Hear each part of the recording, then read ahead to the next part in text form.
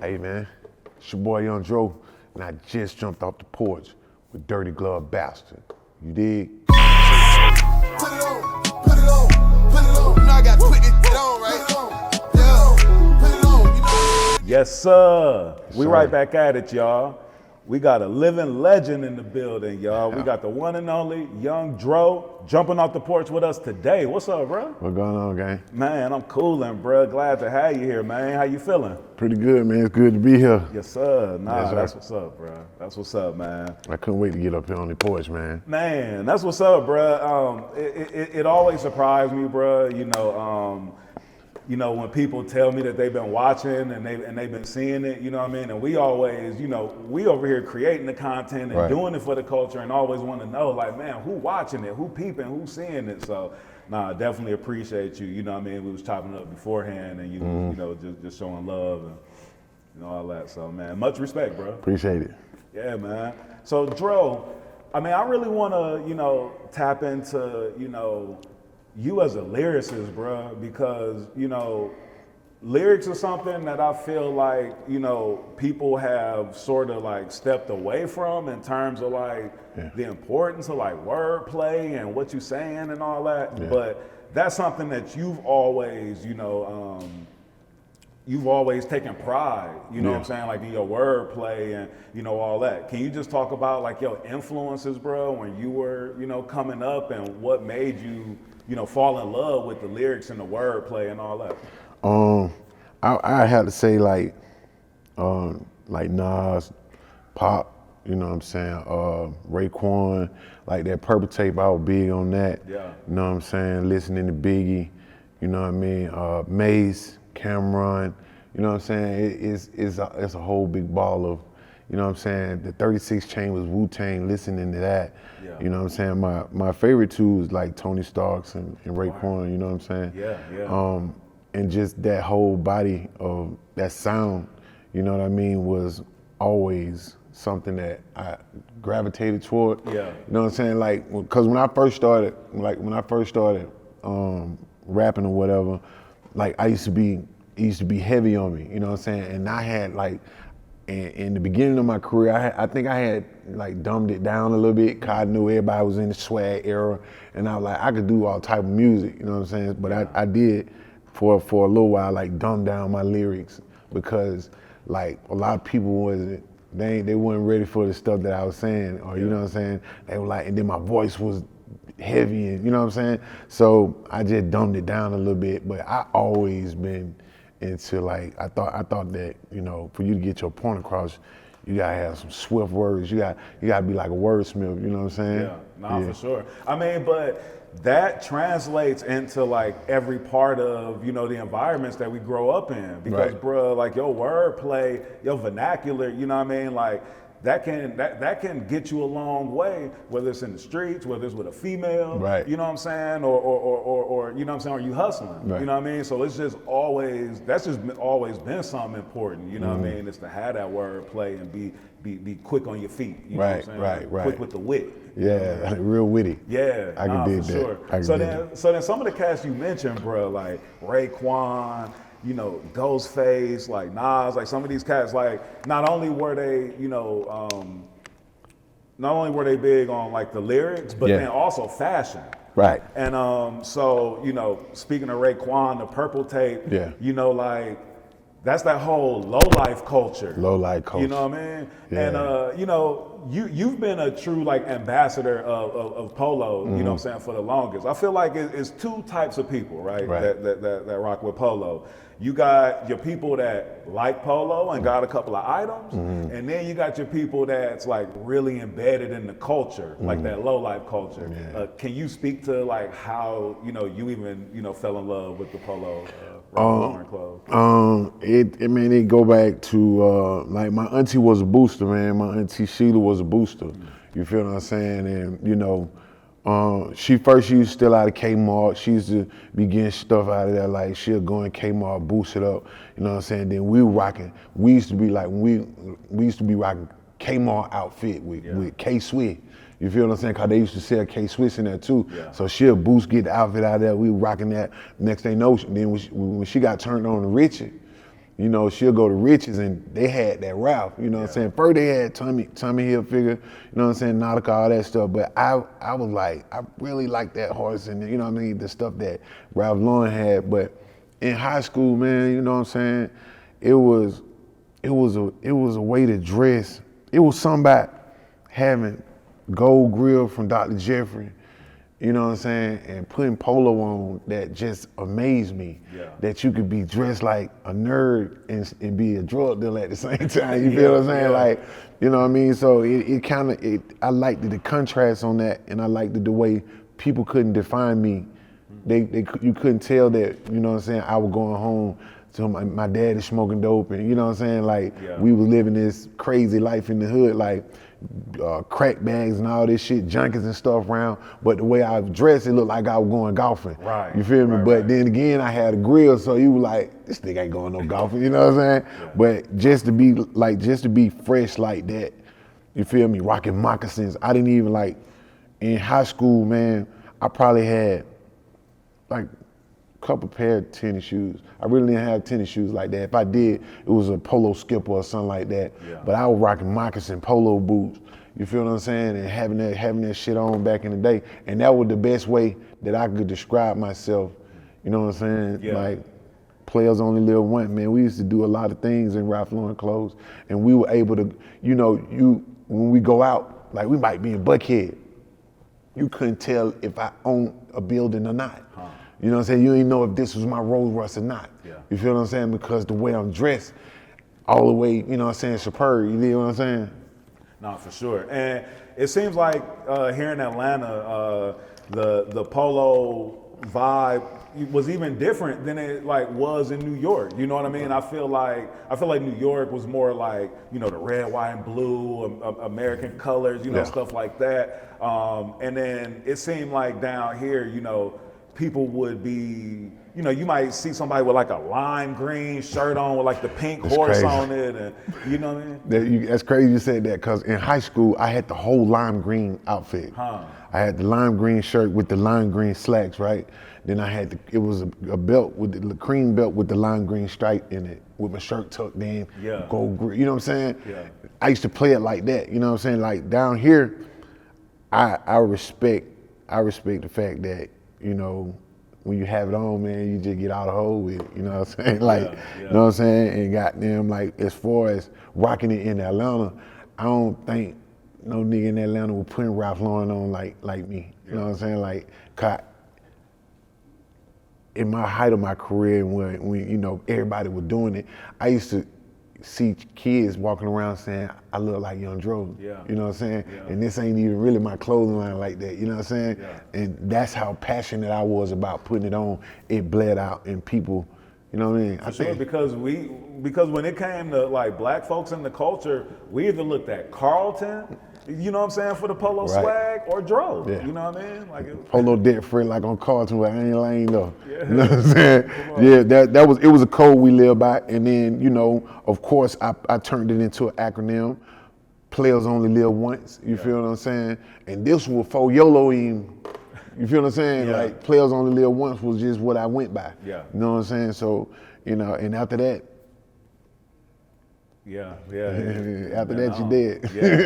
For real. So, have you ever connected like with any of those low-life cats in New York, like Thurston Howell III, or, you know what I'm saying, any of those cats that were like in that culture, like up there in NY? I never really had the chance to meet Thurston. You know, I heard of him. I did connect with Vado, and you know what I'm saying, we went to the rap shop, and we man, I'm talking about when the Oh, so you went to the Polo Mansion? I went to the Polo Mansion at the rugby store. We got leathers and stuff, put patches, we got our own patches and did our thing. And then me and Vado had a song called Polo, you know what I'm saying? So I connected with him on that. And then, you know, it was just, you know, the New York thing was a dope era. And you know, some of your best ideas come from other people. Nobody really, you know, originated anything. You know, you just get these ideas because personally for me, my partner from Oakland City, Lil Cool, Shaky, they, Ray Nard, all them boys, you know what I'm saying? Pop Lone, you know what I'm saying? Them folk had that shit on. And I seen how they were having it on. I was like, well, damn, my auntie boosted insane. And you know what I'm saying? Yeah. And okay, and this the way. You know what I'm saying? And then, but you know, them boys showed me how to do it. Around all gold D's on candy paint with the Ralph Lauren. See, but I changed it. I was like, see, I'm more of a XJ Jag. You feel what I'm saying? Cartier, gray. You know what I'm saying? I always picture myself like in an XJ Jag while it was raining with the brain back, with real Ralph on, with Cartiers on. Yeah. See what I'm saying? Like it was like it was like I was a walking movie when I had that shit on. You feel me? Would you wear like Purple Label and the other brands within Ralph that like might not have shown the logo? Yes. But when I elevated, you know, because everybody used to, you know, rock the print. You know what I'm saying? So I was like, okay, sometimes when you want to be different, you know, because they stepped it up and then they start putting it, like they got some Ralph Lauren that they start putting at the bottom. Yeah. You feel what I'm saying? And when you don't see the horse in the man, and you know it's Ralph, you know that ain't on the, you know what I'm saying? Right. They're that expensive motherfucker. That, you know what I'm saying? That's that premium. Yeah, you know that premium motherfucker. Yeah, no, that's real. That's real. So man, Dro, I wanna, you know, take it back, you know, like to, you know, you Bankhead, you know what I mean, where you come from and all that. I know you told your story, you know, a million times, but you know, I'd like to, you know, get an understanding from you. You know, with Bankhead, I feel like the west side of Atlanta is, you know, people that's from the west side of Atlanta, I feel like take that with so much pride. Yeah. You know what I'm saying? Can you talk about what makes Bankhead so special? What made Bankhead so special? You know what? That people don't really tap into? A lot of people that you see that's in the music industry now, most of them people, families came from the west side. You feel what I'm saying? Like, Young Nudie is connected to the west side, you know. It's a lot of people that's connected to the west side that you see in public today, you know what I'm saying? Like T.I.'s, the Shawty Lows, the Shop Boys, you know what I'm saying? And then like, what make it special is, I just feel like, I'm from the project. You know what I'm saying? What made it special to me is Maynard Jackson came to stay with my grandmama in Bankhead Court. You know what I'm saying? And like this is on Eyes on the Pride. This some real like black, like, you know what I'm saying? Like this some real shit, like, you know what I'm saying? Yeah. No family can tell you that Maynard Jackson, the first black mayor in Atlanta, you feel what I'm saying? Yeah. Came to stay with your grandmama because they had a rat infection. You know what I'm saying? In Bankhead, you feel me? So I was able to see my family a part of history, you know what I'm saying, on the west side. And what made it special to me is that it was grimy, it was rugged, you know what I'm saying? Back then, you couldn't even really come in Bankhead quick. You feel me? You couldn't come in Born Home. You feel me? Like places like Elder Red, you can't pull up in Elder Red. You feel what I'm saying? You had Big E, Dwayne, Dwight, you feel me? Fat Steve, you know what I'm saying? These people, real legends on the west side, you know what I'm saying? It's a lot of major people come out the west side though, you know what I'm saying? A lot of our family moved to Canterville, you know what I'm saying? Some here, you know what I'm saying?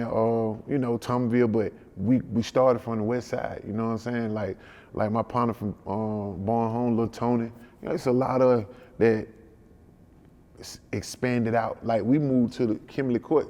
But I'm from Bankhead. I moved to Summer Hill, but I'm from Bankhead. You feel what I'm saying? Just like my partner Shawty John just got killed. You know what I'm saying? On RP Shawty John, Jose Guapo daddy. You know what I'm saying? These folk real pitbird. You feel what I'm saying? These folk have real flavor in all sections, but these folk from Bankhead, like West Side, he Lil Boo from Bankhead. You feel what I'm saying? It's a lot of gang come off from over there. Tar Strong. You know what I'm saying? Like. It plenty player shit over there. Yeah, no, for sure. And I mean, there's been just so much influence, like from Bankhead. I mean, the Bankhead bounce. I mean, you know what I mean? That's why I got discovered at the bounce on Bankhead. Word. Can you talk about that? Like, I mean, my cousin's named Screed. Him and the boy named Dominique, man, Red Zone, Schizo just passed too. But you know, him and my cousin used to rap together, and they had this show up there. It was called Talented Wednesday. I went up there and freestyled, and ended up getting signed to the boy Raheem the Dream. Yeah. Yeah. And Raheem the Dream being such a legendary, you know, artist, one of the pioneers of Atlanta hip hop. Yeah. What was it like being signed to him, you know, during that time? Because when you were signed to him, like his name was still out there. And yeah. Oh man, Raheem man was like, it was like Raheem reminded me of a pimp, man. He used to wear like the suits and the gaiters and shit. You feel me? That's why I got a lot of, you know, like when you want to have that shit on, like a real pimp, home gator that thing up. You feel what I'm saying? Have 3-piece suits on. You feel what I'm saying? But he real like a real pimp type shit. You feel me? But to being signed to home, man, you know, he gave me my first check that I had to take to the bank, and you know, I ain't had ID. You know what I'm saying? I had to get it in somebody else's name. You know what I'm saying? I ain't had no but some Kimberly Code ID or some shit like that. But you know what I'm saying? He actually showed me a lot of things that, you know, I needed to see as far as coming up in the music industry, man. And after that, I was with Rocco. You know what I'm saying? So I learned a lot from Rocco too. Yeah. Yeah. Word. No, that's what's up. And then so at this time, like you dropped Yes Sir, and that's buzzing like through the city and all that. Yeah. That was crazy. What was that like? Just, you know what I mean? Like having a like at that time, like, you know, no internet, like this is all word of mouth buzz. So this mean that, like, you know what I mean, people gotta be moving around the city saying your name, you know what I mean? Man, I was walking down, I was in Summerhill, and I was walking down Hey Good Ave, and man, Big Pookie Mama pulled up on me. I forget Big Pookie Mama name, cause Big Pookie Mama used to hang with the boy Lucha Mama, Miss Freedom, you know what I'm saying? Yeah, you know what I'm saying? So she pulled up, she in the Burgundy Cadillac. Big Pookie Mama pulled up, and she thought I was my partner Mo, and I'm looking at her. She was like, Mo, why you ain't? And I'm looking at the car, she was like, oh, but at the same time, I'm on the radio. And I'm walking home, I ain't got no money, you know what I'm saying? I have no paper, but I'm walking home and I look in the car, I'm like, but what that is on the radio? She was like, she turned it up. I was like, I'm on the goddamn radio. You feel what I'm saying? I run home, tell my mom, like, Mom, I'm on the radio, man. It was popping. So that thing, they had me on Digger the Dish it on the radio. Yeah. You know what I'm saying? Or I think I was going up against Jagged Edge or somebody like that. And I ended up winning that battle of the thing they had me on. Yeah, no, that's hard. That's what's crazy. up, man. Yeah. Was it at that point when, like, you knew that it was really time to take it serious, or had that already came? Like, what was the point where you knew that, like, like this was serious? You know what I mean? Like, this was real for you. I don't know. I couldn't be no more than 18, 19. I always knew I had talent. You feel what I'm saying? I knew, you know, I spit different. Cause Yes Sir was a mediocre song for me. Cause it was just Do Your Boys Ride 20 inches? Yes Sir, Coogee Cartier. It didn't really take much for me to do that. I did 2 versions of it, matter of fact. I did one of them with just chants about, you know, are you dead fresh? Yes sir. You got big rims? Yes sir. You got bad hoes? Yes sir. But I did another one that had a hook like that, and then I did 3 verses because I wanted to display my lyrical talent, you know what I'm saying? But at the same time, man, it did what it did. Yeah. It had me popping in the hood. Listen, man, nigga was hating on it. Nigga was hating on it. Nigga, I would walk around, nigga might call me No Sir. You feel me? What's up, No Sir? I'm like, all right, though, but still on the radio. You see what I'm saying? Yeah. Word. Dro, do you remember when you jumped off the porch? I had to jump off the porch, man. Cause I got shot at 15. Oh, wow. I had to be out of the porch. Yeah, you for sure off the porch. At least I had to be about 10 or 11. Like, you know, about 11. Yeah. 11 years old, I was outside. I knew what dope was. I knew who sold it. I knew who the bad hoe was. Or it was the girl named Tamisa. You know what I'm saying? She was the biggest dope dealer I had ever seen. She was a black girl. She used to have blonde hair, and she had smoky black and golds in her mouth, spelt out like, You feel me? Smoke at the top, black at the bottom. You feel me? I used to follow her around while she sold dope, and she'll just give me the little ones and shit out the bankroll. You feel me? Yeah. Then I hang out with her, yeah.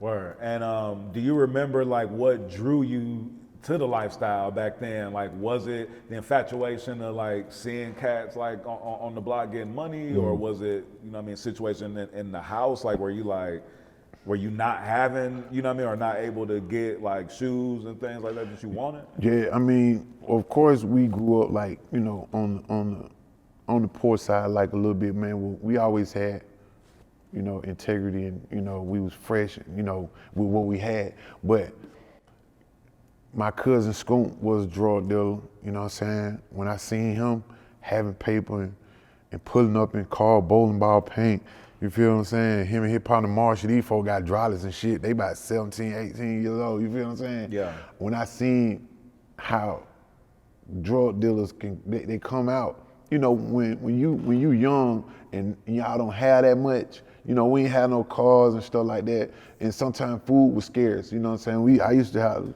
sometimes like go to school, you know what I'm saying, and depend on lunch, you know what I'm saying, to get me straight, you know what I'm saying? My mom, you know, and by us being 5 boys, you know what I'm saying, when them stamps come in, boy, we gonna eat that motherfucker up for them first 2 days, then that thing know we belong in, and goddamn fried hot dog for the rest of, you know what I'm saying? So hell yeah, when I saw how a drug dealer come through, can buy goddamn church of chicken, get everybody drunk, smoke weed, you know what I'm saying, passing out bombs and having bankrolls and fucking the bad hole, I'm like, hey, I want to be a drug dealer. Yeah. You feel me? Yeah, because I mean, shit, in the neighborhood, those is most of the time our idols, you know what I mean? Hell 'Cause yeah. That's who you see, like you said, coming through clean, Yeah. coming through with some women, coming through, you know what I mean? Like, Yeah, man. And for a lot of us, that's like almost the only way that you've seen somebody, like, you know what I mean, somebody getting some money, you know what I mean? Like, And as a culture, if I keep seeing something that's presented in front of me, I see this drug dealer, I see that, and I keep seeing it. You feel me? It's almost like I'm programmed to be this. You know what I'm saying? So, you know what I mean, man, man, most of these niggas were robbing. My partner, them who I grew up with, niggas who I looked up to, Big Sid, 9 of them, these niggas were robbing. You know what I'm saying? And they'll come back to the hood, give young niggas some money, you know what I'm saying? My partner, them Nigel, them, they were big time hustlers. C-Mo Spurgeon, Tick, them, you know, Tick had one of the, man, this man had a cutlet, man. I swear that cutlet was worth about $100 and some $1,000 back then. You know what I'm saying? He fought around Benzes and, you feel what I'm saying? Done it, Nigel, done it, these folks. I'm looking up at these folks like, hey, man. You know what I'm saying? But that's what inspired me to want to be fresh. You feel what I'm saying? Looking up to people that sold drugs back in the day. They were my hero. You feel what I'm saying? That's why I don't want nobody to get it misconstrued. I didn't have anything else to look up to. right.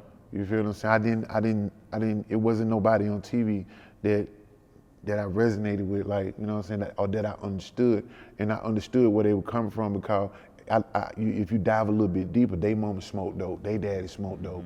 You feel what I'm saying? And that's how they came up.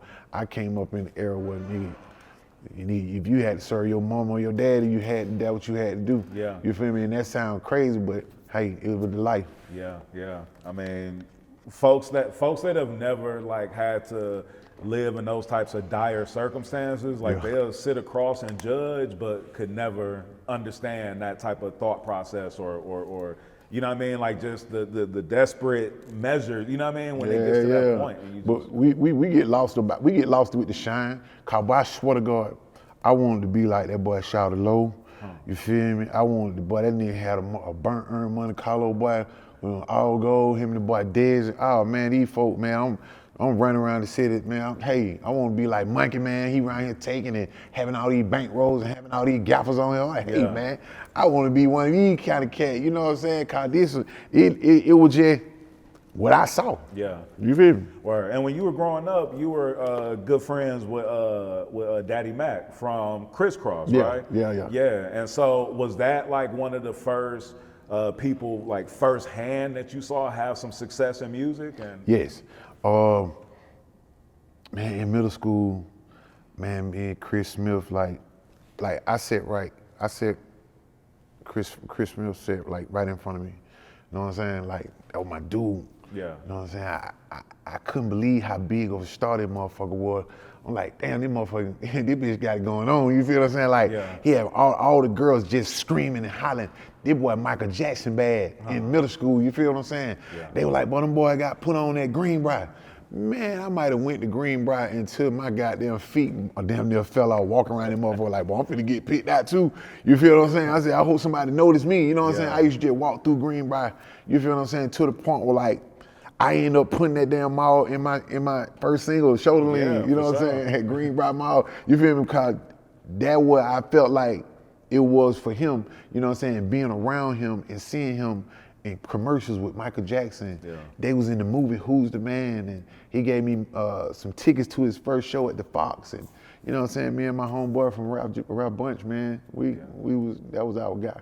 Man, it's funny because my first time coming to Atlanta, I went to Greenbrier Mall strictly off of you name dropping it in the verse, swear to God. That's like, crazy. Just because I'm such a rap nerd that like in different cities, like Devin the Dude, one of my favorite rappers, so he done rapped about like this sandwich shop on this street, Bedford and Scott. Like I done went to Houston and ate at the sandwich shop. You know that's crazy. Yeah, like you know what I mean? So. Nah, for sure, man. Like, cats don't never know the influence they got, you know what I mean? But it be like that for real. I agree. Yeah, nah, that's what's up. So then you dropped your debut album, and like you said, like we were talking about, Shoulder Lean come out, and you got the city on fire. Yeah. What was that feeling like? Oh man, it was to the point where like this how I felt. I felt like all that hard work and all that rapping and writing, sitting down and writing lyrics wherever I went. You feel me? Really, I was on Delmar Lane, man, and High Tide Ridge and stuff like that. You know what I'm saying? Over Cookie House, like writing a lot of the stuff that people heard. You feel me? That's on that album. So I felt like it had started paying off. You know what I mean? Because the lyrical part was what I was really into on Best Thing Smoking. Yeah. You know what I'm saying? Like the world had buckled in for, you know, and it just started showing me the fruits of my labor. You know what I'm saying? And I was like, man, everywhere I go, you feel what I'm saying? Like rapping Shoulder Lean, rapping Rubber Band Banks, rapping High Five, rapping, like literally I used to damn near perform, I could just perform my whole album. Yeah. You feel what I'm saying? And to go around doing that, man, in Atlanta was, it's hard to explain. Yeah, because I mean, Atlanta, I mean, this being, you know, like one of the big cities here in the U.S., you know, L.A., New York, Atlanta, Houston, you know what I mean? Like, it's like to be a person like from your city, but then to be recognized and have just, you know what I mean? Like so many accolades and so many people, you know what I mean? Like really like cheering for you and really, you know what I mean? Like fucking with your music. I couldn't imagine like how that had to feel, like being here being the man here in the city, you know what I mean? It was dope. Yeah. The reason why it was dope is because I had my homeboy Tip made it to where we had fun. He made it to where he was able to share success with me. You know, he made it to where support looked good coming from a black man, a young black man. Support looked very, very good. I understood what support was after that. I understood what it means for somebody to have your back. I understood what it means to be a unit, you know what I'm saying? Yeah.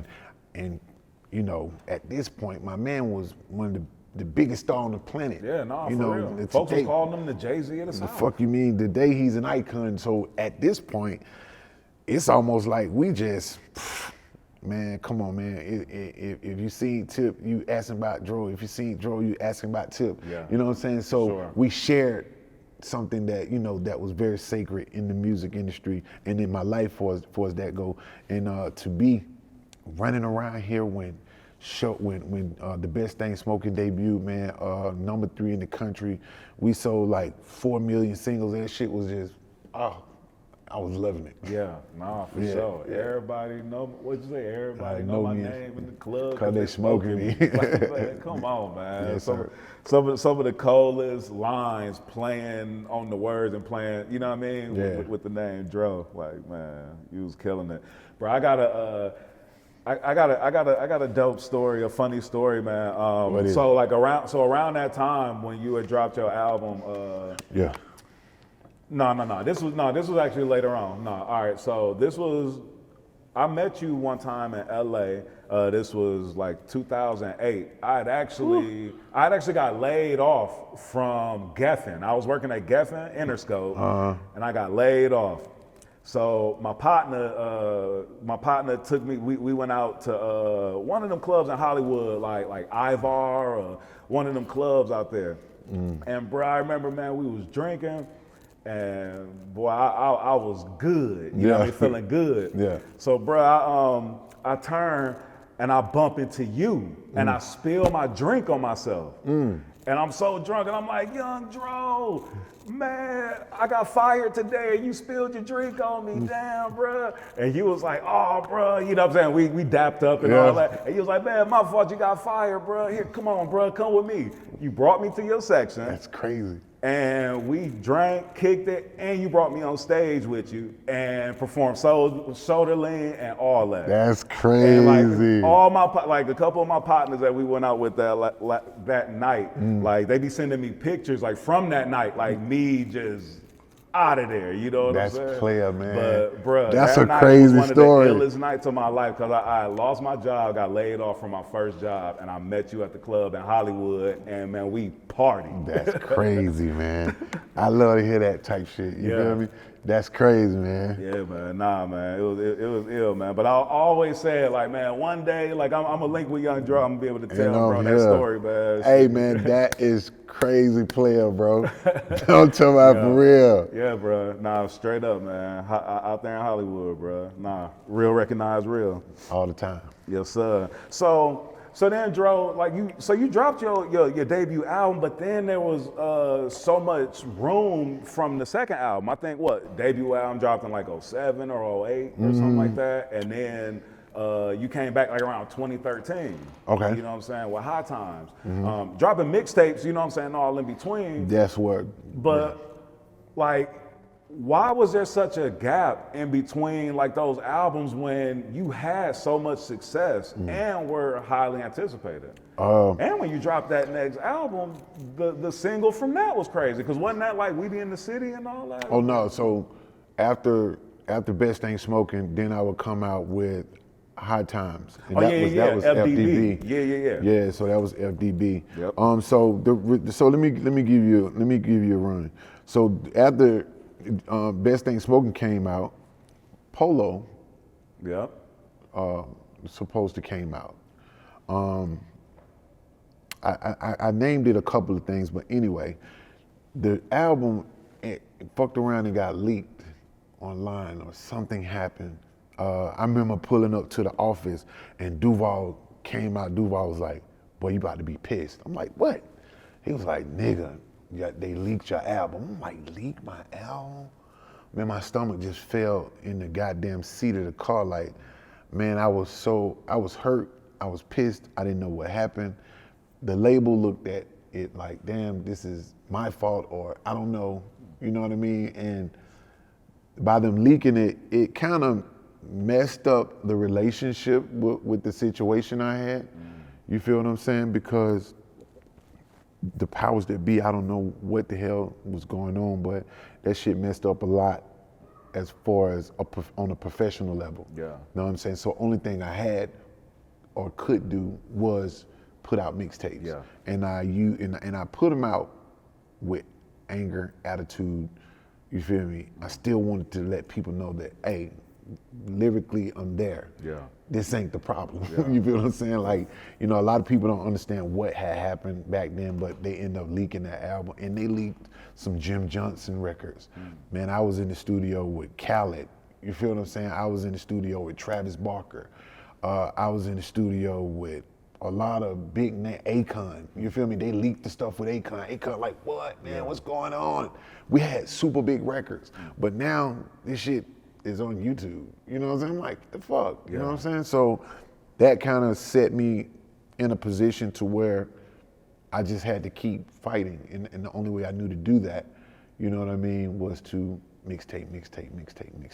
Right. You know what I mean? Yeah. Would you say that was that one of your like welcome to the music industry moments though? It was an aha moment. Like, it was one of those moments where I was like, oh, this how this shit go. Like, this is, you know, and I don't think we had strategized a Dro situation to the point where we would have been leak proof. You feel what I'm saying? Mm-hmm. Like, some people strategize and be set up for certain things that can happen and be like, okay, cool, this happened, then, you feel me? My success was like, boom, this nigga hot as fuck. You know what I mean? I believe that if we would have sat down and put our heads together, we could have came up with something that countered that. Mm-hmm. Yeah, so I want to talk about the song "Ain't I?" Because that song was that song's so big in the city. I mean, just so big, period. But how did that come about? Man, Ain't I came about because it was Young LA song first, right? Like he released. No. Did he release it originally? Originally, my cousin is the one that wrote the song. Okay. You know, my cousin Danshay wrote the song, and him in LA and country was on the song, but my cousin wrote the hook. You feel what I'm saying? Mm-hmm. So, you know, a lot of people thought that, you know, LA did it, and you know what I'm saying, and that's the way it went, but my cousin was the writer on it. And when it came out, I think they was in Crucial. You feel what I'm saying? That motherfucker went crazy in Crucial. Called them come back, boy.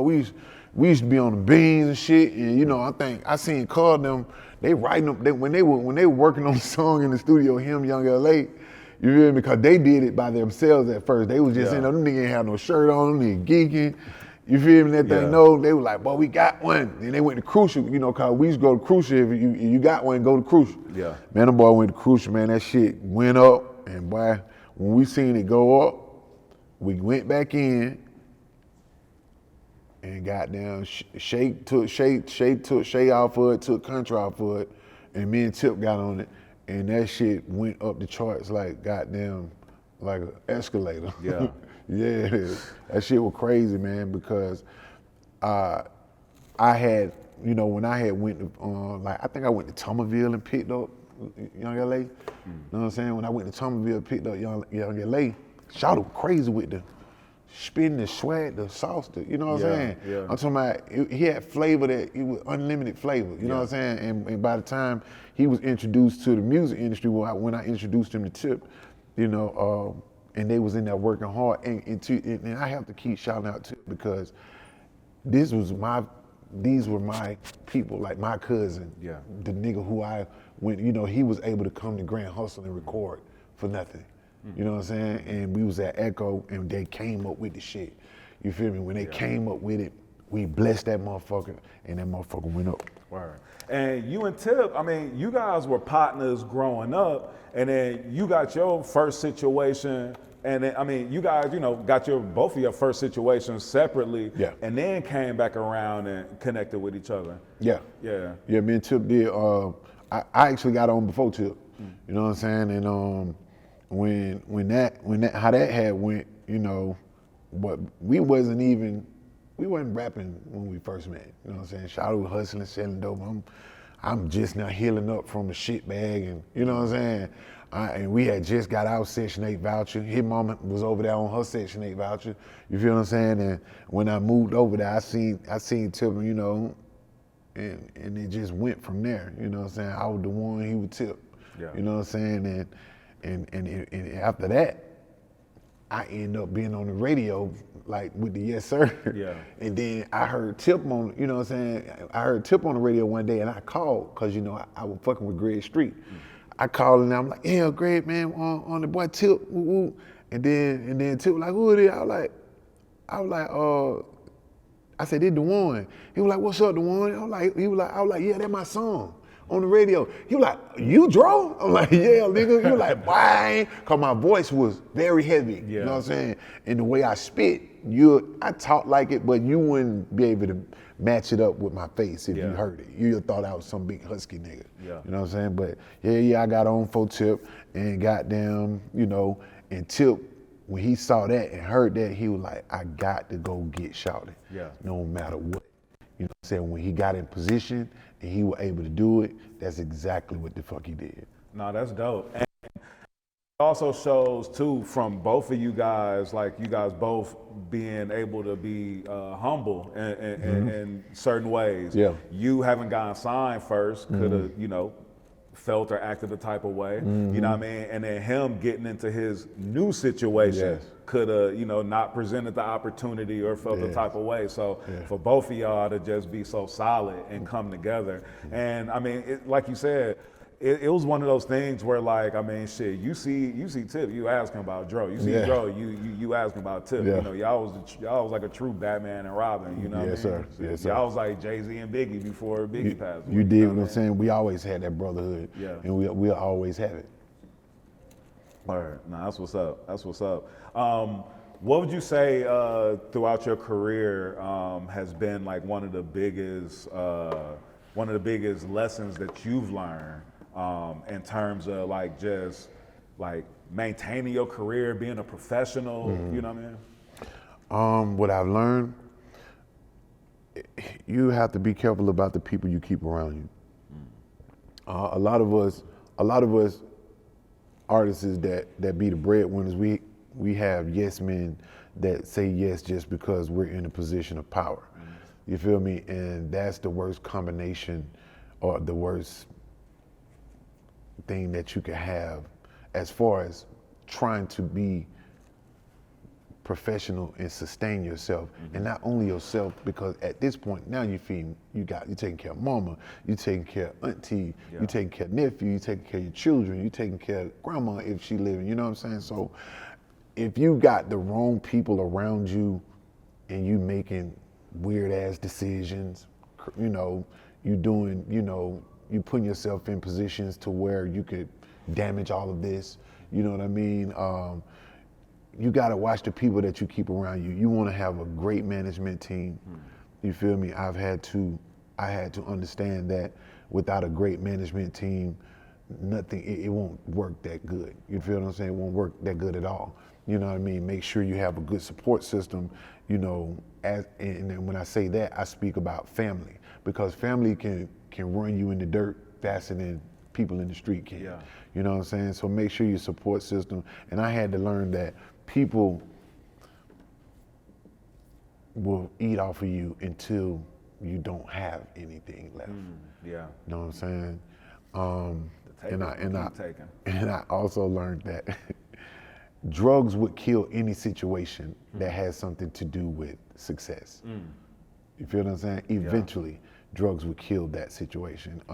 Whether it be in your home, around your children, around your girlfriend, wife, whatever, or whether it be professionally with your managers, with your, you know what I'm saying, with the people that sign you, you know what I mean? Eventually drugs would eat away at that, you know what I mean? So I learned to stay away from those type of things. Word, no, I can dig it. And you've been open about your battle with substance abuse and the fact that you've been sober for 3 years now? I'm going, this is my third year in April. I want to say I'll be 4 years. Man, that's amazing, bro. Yeah. I want to like really give you props, tell you congrats, like that. That's amazing, bro. Because, like, so many people can sit on the outside looking in and have their opinions and say, yeah, just do this, just do that.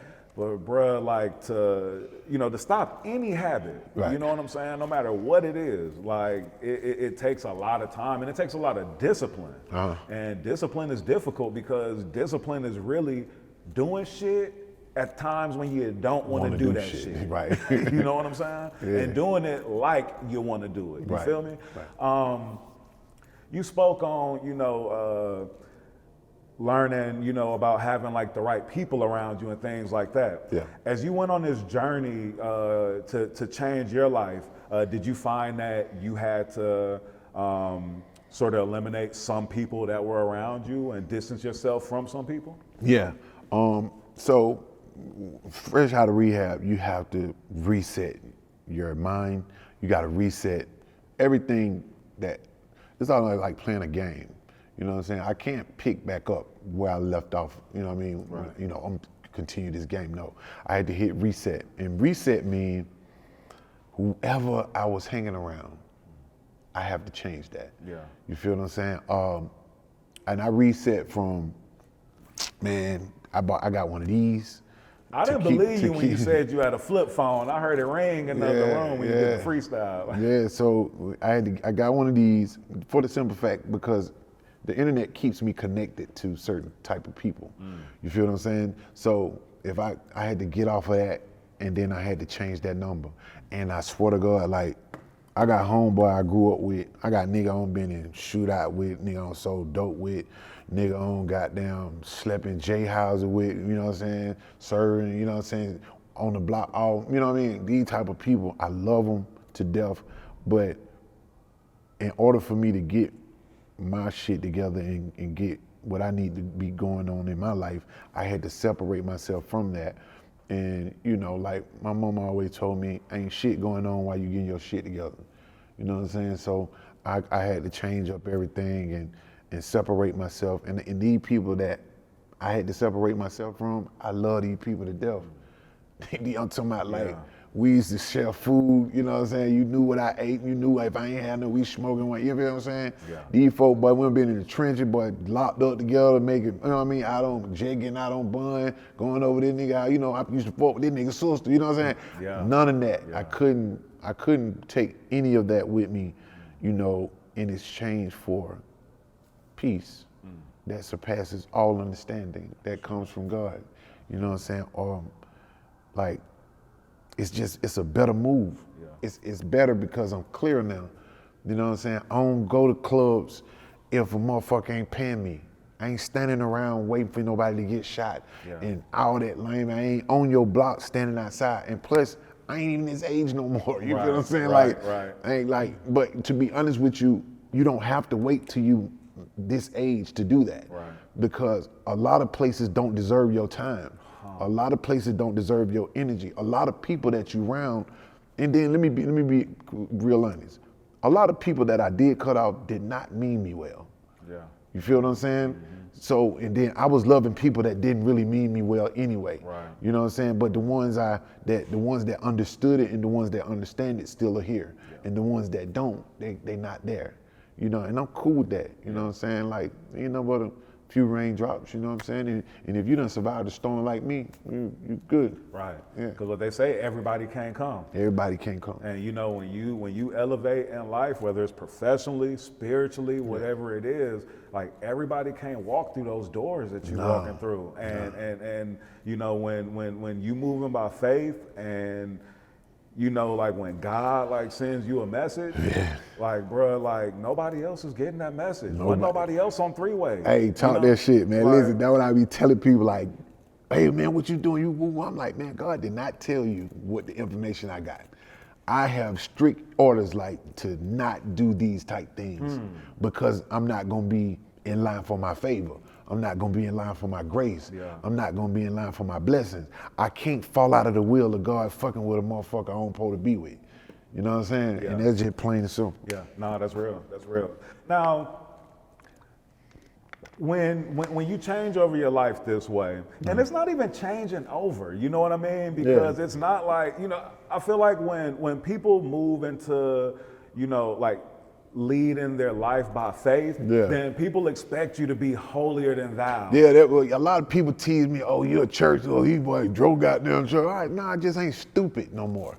You feel what I'm saying? Right. I ain't just vulnerable like that no more. Because getting high, I was not aware, giving away all my money, in places I'm supposed to be, overdosing, you feel what I'm Yeah. saying? Like, you know what I mean? Spots where bitches taking jewelry, this nigga doing that, all that, and then now when I straighten up, I'm a preacher. Yeah. Nah, you know, I'm a real nigga that woke the fuck up, you know what I'm saying? And it's real. It's funny. It's real convenient for people to, like, everybody love you when, like you said, like you in that state where you not all the way aware, not all the way knowing. But man, you get clear and then you start checking up on stuff and be like, hey, where this at? Where that at? And now it's like, hey, all right, well, too uptight now. Like, Yeah, you uptight now. Like, you loved me when I was inebriated. Like, what type of shit is that? Yeah. Like, it seemed like you be damned if you don't, damned if you do. Yeah, You nah, know that's what I real. mean? Like, But that's why you can't go by other people's opinions. You just got to do you. And again, that message that God give you, you just got to follow that and just keep it moving, because ain't nobody gonna understand that, especially if they ain't like open themselves, you know, energy wise to even allow the messages to come. Because you got to do that work to even allow that to come. You got to get, you know what I mean? You got to be in line Yeah, with for real, yourself. for real. You dig? So let me ask you this. And in this journey, have you found out things about yourself that you didn't even know, about, you know what I mean? Like, because it's almost like you learning about a new person, you know what I mean, as you make these changes and things like that. Yeah, man. A lot of people think that, once you cut all that other stuff out, I'm gonna tell you, I'm gonna keep it a buck with you, man. When I got off drugs and got focused on my life, I started realizing how fucked up as a person that I really am. Like, my manners was bad. I was selfish. Like, you feel me? I'm out with the fam. Like we go to the mall, nigga, I'm buying my shit. I'm ready to go. Like, I was inconsiderate. You feel what I'm saying? Like, and I started to peep out things that I really need to polish up for my children. I got a son that's watching me, you feel what I'm saying? And I didn't realize that I had all these flaws because I was high all the time. Yeah. So I really couldn't focus on what was wrong, and everybody just yesing me to death because I'm getting paper, you feel what I'm saying? You ain't even telling me, nigga, you know what I'm saying? You digging in your nose, burping and shit, nigga, where your manners at? Like, you know what I'm saying? Shit like that, man. And like, I just started to recognize how much fixing I need to do, which I'm doing right today. Yeah. I'm still working on myself. I'm still finding things out. I'm still just now being aware of things that has been going on that people ain't said nothing about. Yeah. That I have a total problem with right now. You Yeah. feel what I'm saying? Like, Yeah. why didn't nobody tell me I was like this? Why are you like this type shit? You feel me? Yeah. Nah, that's funny, man. Yeah. But then it's also eye-opening, like you said. I mean, but thankfully, you know what I mean? Like, you were able to, you were given that vision to be able to, like, see these things and having the opportunity to be able to make these changes, bro. That's such a blessing. That's what right there. I'm thankful for that. You know what I mean? Thankful for real. And I know that, like, you a couple of years ago had an overdose, and I'm sure that's something that had a huge impact on you, making these changes in your life. But can you speak to, like, where was your thought process at? Like, I don't know if I could say as this was happening, but yeah, like during this time, you know what I mean? When you fighting for your life. Well, my thought process back then was I was in my addiction. I wasn't aware of what could happen or to say I even cared. You know what I'm saying? And I think before that shit happened, man, I think that shit was around the pandemic or some shit like that. You know what I'm saying? So I was, the city was going crazy on scamming, drugs, and we was in house. You know what I'm saying? We couldn't really go out like that. Yeah. And I really fell into my addiction at that point. So, you know what I'm saying? I think my mind state was more lost into my addiction, which made that happen. Yeah. Word. And your song "Thank God" with T.I., Kirk Franklin, the Sunday Service, and that song, I mean, you're really, like, giving it up, to God and really You know what I mean? Like really, really, you know, putting it out there. Like you were vulnerable. I was. In that song. Can you speak about the process of making that song? Like, how did that even come about? Tip called one day, man, and asked me, did I like this song? And I heard the beat, and I heard Sunday Choir singing, and I was like, hey, yeah, I like this song. He was like, I think you should, you know what I'm saying, tell, you know, your story. But he didn't know that when I heard him say that, he didn't know I was gonna say exactly that. You know what I mean? I had already knew. I said, okay, I'm gonna just tell exactly what happened to me. You feel what I'm saying? The reason why I felt like I should is because I wanted to confess to God out loud in front of people. You know what I'm saying? Because I think us as a culture, we know who God is, and we try to do it to where it fits us or is when it's convenient.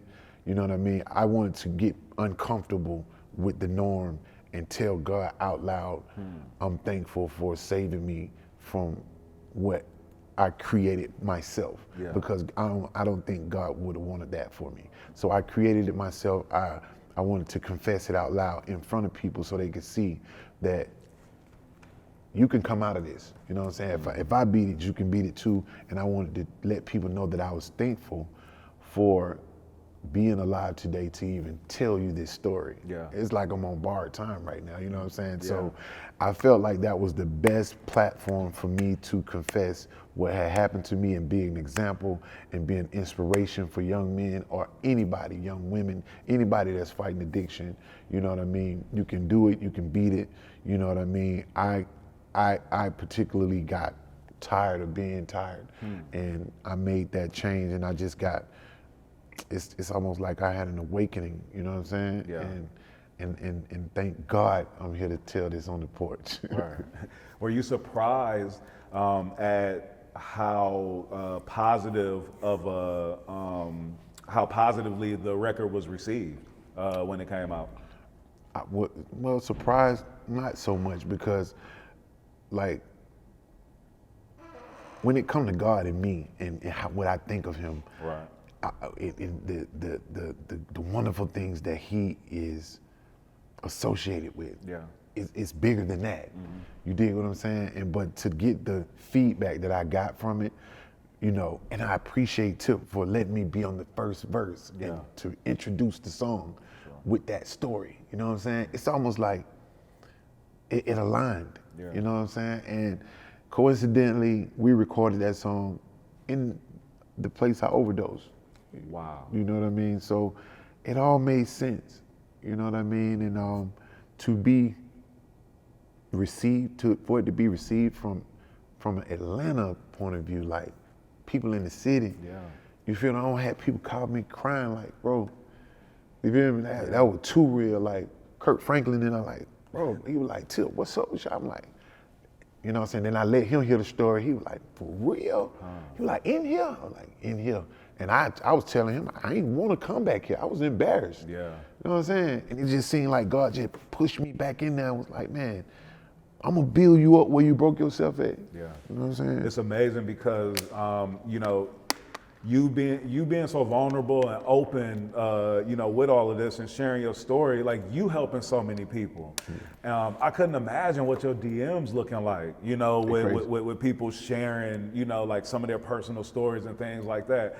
And then also, you know, it says something when you're able to influence people, you know, in different ways, you know what I mean? So like on the tip of being able to influence people with fashion, you know what I mean, with wordplay, you know, things like that. But then to come around and share a story that, you know, is difficult to share, because being vulnerable, being open, I mean, that's one of the most difficult things. But then for it to be received so well like that, and that's why I asked the question in the way I asked it, surprised, not in the sense of being surprised that it, you know, had a positive impact, but just surprised that like so many people who might have been influenced from you from one other side came right over here and was like, yo, I'm going through the same things. Yeah, you know what? To be real with you, a person from my management team, man, Too Young, she showed me this letter that somebody wrote me.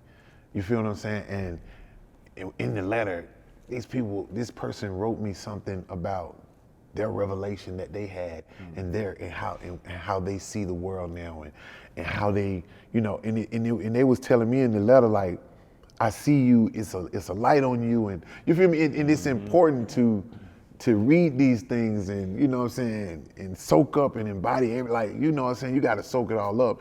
And, you know, opportunities came out the woodworks to speak. You know, I'm in Chicago speaking. I'm going to kids' school speaking. I just spoke at a Christian school where a lady came out and prophesied over me and told me things about what God had told her. And you know what I'm saying? It's people just coming out the woodworks. And the dude told me the other day, he was like, man, Dro, you know, we don't like no nigga preaching like that, you know what I'm saying? Especially, you know, when it be, you know, you get one of these clean cut in the suit, they be preaching to you, telling you, don't do this. He said, but your ministry, I can accept it because I relate to you, you know what I'm saying? It's just like talking to my brother, you know what I'm saying? My cool brother that decided to share his story. And, you know what I'm saying? So it all makes sense. No, for sure. I mean, I've been seeing Project Pat a lot lately. Yeah, I've been out there in the jails and speaking and doing some ministries and, you know, things like that. I think that's, you know, I think that's really dope. Do you feel like you know, artists like yourself or even artists like Pat, is there sort of a, what word am I trying to say? Like, is there something, how am I trying to say this? Do you feel as if from, you know, the music, the messages, things like that you've, you know, put out there before, is there almost a responsibility for you, you know, nowadays to be able to, you know, share even a more positive message or point people in a direct, you know what I mean, in a certain direction? That's what I meant to ask. I'm sorry to butcher that. It's always been a responsibility for a person with influence to do these type things. Yeah. It's just that we show you one side. You feel what I'm saying? Once God give you that voice, don't not be you and not say, you know what I'm saying? Don't just say one side. Tell them everything. Because when they get the whole picture, they're able to analyze it and say, okay, well, I can maneuver through this like this. He just didn't tell me one side. And for a long time, I never let nobody into my life. It was all about clothes, hoes, cars, you feel me? How fresh I can get, you know what I'm saying? Doing all this and just keep it like that, you know what I'm saying? I never really got personal. So once that happened to me, I felt like, okay, I surrender. I have to be a beacon of hope, you know what I'm saying? You know what I mean? Yeah, no, that's what's up. That's what's up. And you've always been, I feel like you've always like been like a feature king, like somebody who come on, like somebody who get on other people's songs and kill it. But then recently you had jumped on 1K Few, his album that he had done with Zaytoven. Yeah, and you got on that favorite trapper song, and that was dope because his album is, you know, like a faith-based, you know, leaning album, and so I felt like like when I got out of rehab, man, I had to rethink what I would say in my music that I'm gonna put out from here forward. I can't actually tell you that I'm gonna be smoking weed, I'm gonna be drinking liquor, I'm gonna be popping pills, I'm gonna be doing all kind of shit that, you know what I'm saying? I could tell you what I know about it, my experiences from it, but I won't be necessarily pushing that narrative. You feel what I'm saying? If it's more ways to talk about what has happened to you in life, you know what I'm saying? So when I got out, man, me and Zaytoven went in the studio, and I identified with Zaytoven because he kind of like is a person that's in the position that mentally I want to be in, as you know what I'm saying, father, great husband, go to church every time, you know what I'm saying? So when he hooked me up with Dietrich Haddon, So when I did one with Dietrich Haddon, I'm like, man, Dietrich Haddon is big, you know what I'm saying? And then we did a song called Run Out of Time. Then after that, he put me with 1K Few. Yeah.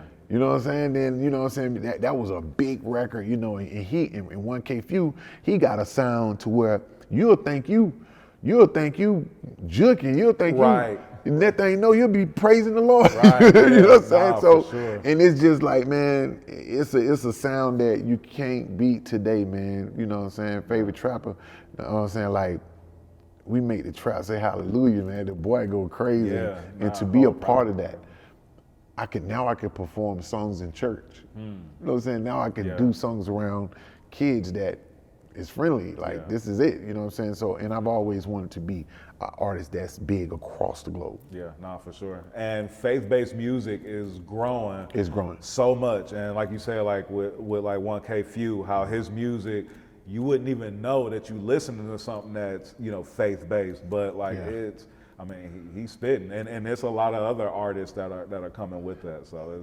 it's dope, man. Do you see like a shift like in just the messaging of music, or do you think that's not like, it's not like as big as that? It's just other messages in music. It's just like A shift for me? no, just like a shift like within the culture, within rap. You know what I'm saying? Of like the messaging that's out there. Because you know it's been a lot of talk on these different media outlets, different platforms. Rappers like D1 has been really open about you know, artists' responsibility with the message that, you know, they're bringing out with their music. I think it's a shift, but I do want to say this. When you have a message, be careful about how you judge the message. You feel what I'm saying? I have the right to tell you what I've been through, what happened to me when I was in the project, you feel me? And I have the right to tell you what my outlook is on God, you feel me? How good he's been to me, you feel what I'm saying? And drop a Dietrich Haddon track. And I also still have the right to tell you, I grew up bumping Shouted Low and I'm from Born Home, you know what I'm saying? And I used to sell this and I hustled that and you feel what I'm saying? People try to make you like, in that area, like a lot of people, like I call them like church people don't like to let us be who we are. You feel what I'm saying? You have to be one way or the way they want you to be. Right. You know what I'm saying? So I see a shift, but if the world was more accepting, it'll be a greater shift in hip hop if they didn't judge us so much. Yeah, word. Can you speak on the impact that my partner and them had here in the city of Atlanta? You jumped on that song and I mean, you took it to a whole nother level. Oh man, Rich Kids. It was, Schoolie, man, was just terrific. Like, man, to be around Guap, Shard to God, big Flav, you know what I'm saying? To be around these people, you know what I'm saying, it was almost like a shift in the culture. Yeah. Because it was a young nigga that was from around the way that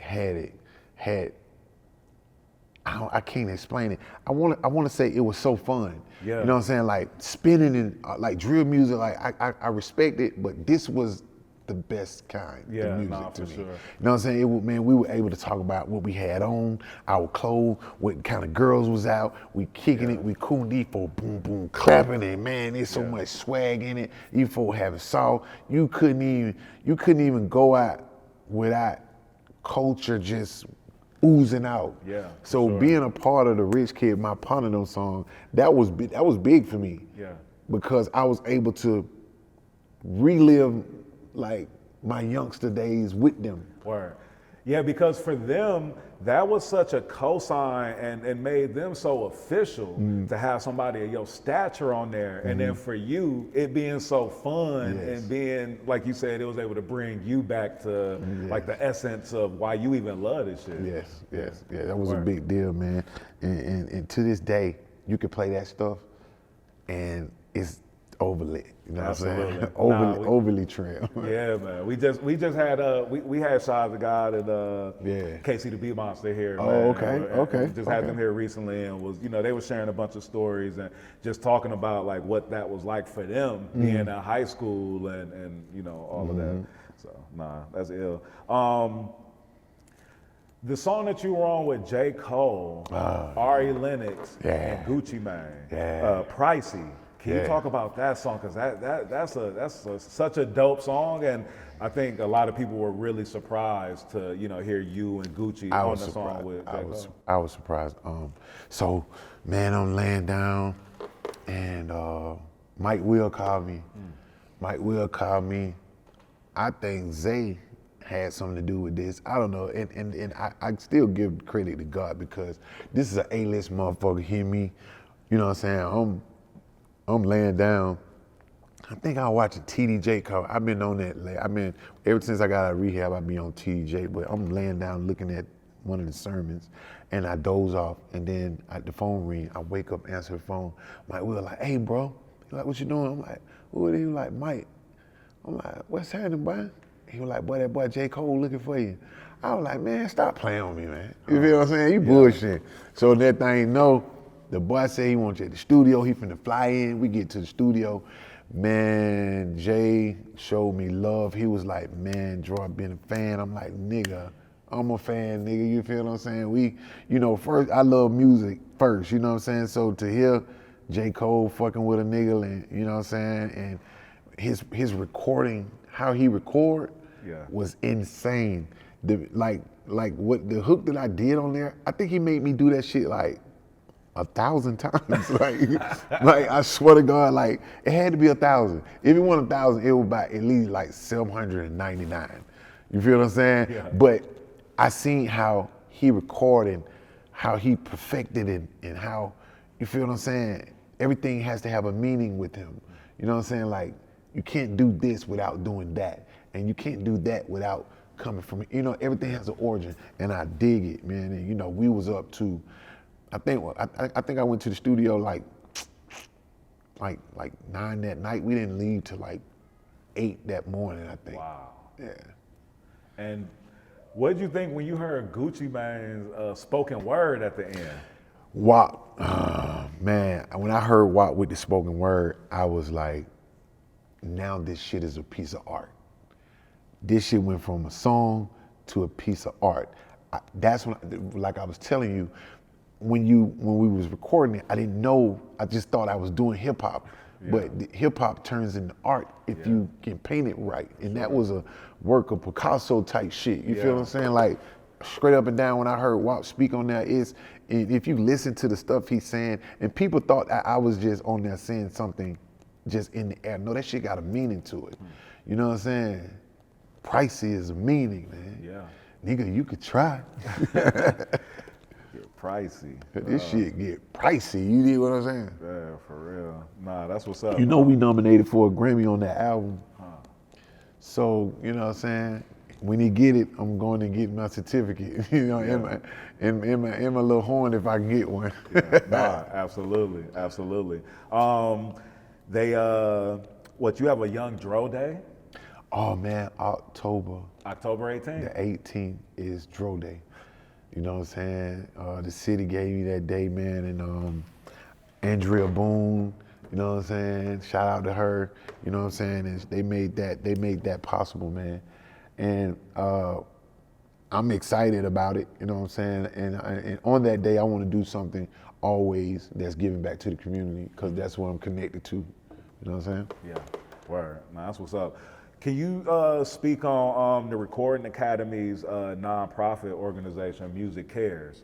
I know that was like an organization that sort of helped you like through your road to recovery. Yeah, Too Young put me on with that. Like, man, shout out Toyan too. I gotta shout her out because like she's somebody who's been in my life for a long time as well, and one of those few and far in between like good people that'll call you. I remember one time, man, she called me asking me how I was doing, and I gave her like a typical like music industry answer and started talking about some industry stuff, and she stopped me and was like, "No, I'm not asking you about none of that. Right. I'm asking you about how you, the man, are Right. doing." Oh, Right. damn, okay. Yeah, she's a very important piece in this chess game. Yeah, absolutely. Like the music cares thing, right? So this was crazy. When I was trying to get help in the beginning, you know what I mean? I had signed myself up. I'm going through withdrawals and I'm feeling depressed, and the pill, you know, the pill went off. I ain't took no perks in about a week, so I'm trying to get help. You know what I'm saying? So I hired this guy. I hired this guy to pay, and I'm paying this dude, and he's talking to me. He giving me therapy, you know what I'm saying, stuff like that. And he mentioned it, and then he was like, "If you're really ready, you know, by you being an artist, you know what I'm saying." And I was like, I ain't listen to it. I end up shooting him the bow, like, you know what I'm saying. I fought with him until I got sick of it, and then I done away with it. Yeah. So now I have the information, but I just ain't act on it yet. So I end up acting on it, man. And once I was ready to go, I end up calling Buddy back, and he sent me the Music Cares, right? Yeah. So I went and got the help, but when I got out, she told me that we were speaking at Morehouse or something, and it was like, we just want you to tell your story, but they didn't know that I had went through Music Cares. You feel me? And I was like, y'all know I went through this, Music Cares to get my help and stuff, right? They was like, what? And so I became like a little spokesman for them, like a West Side spokesman, you know, at the least, you know. Word. No, that's what's up, man. That's what's up.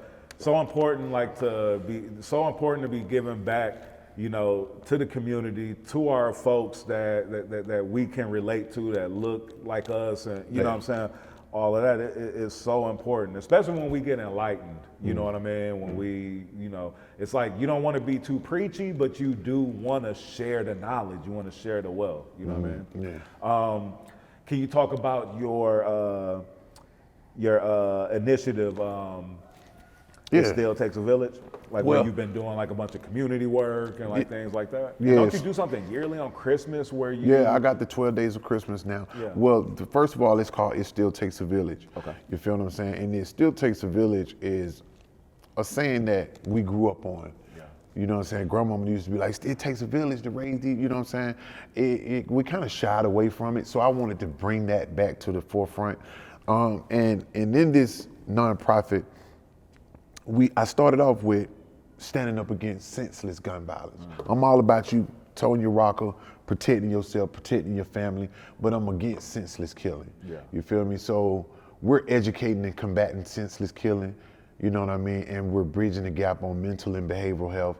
I'm joined by my manager, you know what I mean, a good friend of mine for 20 years, Sierra, Dr. Sierra L, you know what I'm saying? And it's like, to be honest with you, I don't have a race that I'm geared upon. Of course, I want to help, you know, black people, but if you white, Mexican, Chinese, whatever you are, you feel what I'm saying, and you have an addiction, I want to be able to be a voice for you. I want to be able to have resources for you. So up under this umbrella, we have you know, the domestic stuff that, you know, happens with domestic violence, senseless gun violence, and drug awareness. We go for that, you know what I'm saying? Up under that umbrella, we have something called SUN, where we speak up now for homeless people and the wrongfully evicted, you feel me? And up under that umbrella, we have the mentoring program that we have, like Dr. Sierra L, she got the girls, I got the boys, and you know, we team up together, and then we shoot in, and then we have something called RARE. Real, acknowledge real everywhere. You know what I'm saying? That's a rare thing. Yeah. You know, we acknowledge real everywhere we go. And then, you know, I do have, like I done taught music at Georgia State, teach people how to write, to formate a song, and you feel what I'm saying? So if I ain't teaching you how to write music, how to do a rap, or how to do R&B, you feel me? I could do all of that. So up under all those umbrellas, it Still Takes a Village covers it all, you know? And then that nonprofit, me and Sierra we go from Atlanta to across the United States. Yeah. You know, we've been in Chicago, we've been in Cleveland, to where they've given me awards and stuff like that, you know what I mean? Word. Yeah. Nah, that's what's up, that's what's up. What else you got coming up, bro? What else on the music side? What else, just period? Oh man, I got a host of shit. So me and Zaytoven got an album on the way called 10 Piece Hot. Okay. Make sure you bring your blue cheese, motherfucker. Yeah, that Put It On. Yeah, Put It On, you know what I'm saying? Put It On is just getting back to the fun of music, you know what I'm saying? Talking about clothes and, you know what I'm saying, how you put it on and what you're looking like when you're feeling good. Yeah. You feel what I'm saying? And then, we got the PSC project coming out with DJ Drummer, Still in the Street, with T.I., Big Country Kane, Mac Boney. You feel what I'm saying? That's a big project for me. Yeah. You know what I'm saying?